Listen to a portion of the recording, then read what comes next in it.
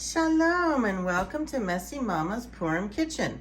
I am making a brand new, just invented by me recipe called Vashti's Tears.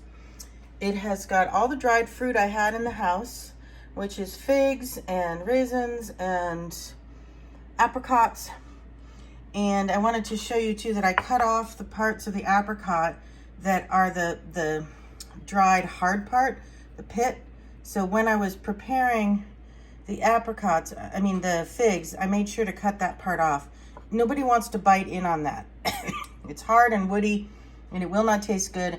And no matter how hard and how much I chop these fruits up, that hard pit will not chop up. So this is being discarded into the compost.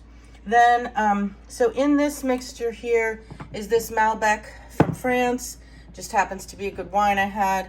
A little bit of this just syrup that's pomegranate, organic pomegranate, molasses, some of this Davash date syrup, a little bit of saffron water. Ooh, that kind of adds an interesting flavor.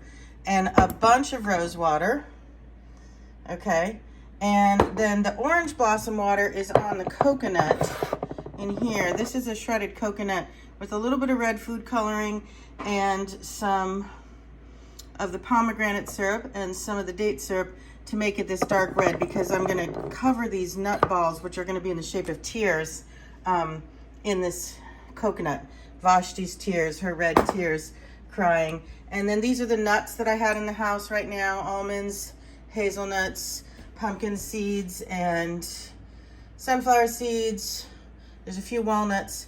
And then I'm going to throw in some cinnamon and some clove and some ginger powder. And I'm going to cut all this up and mash it all up, and I will put the recipe up on my website, www.ohohands, Open Heart, Open Hands, Nicole Barshlon Frank. I am going to show you the chopping and how fine you need to chop these now. We'll see how that works. Okay, let's see if I can turn this camera around.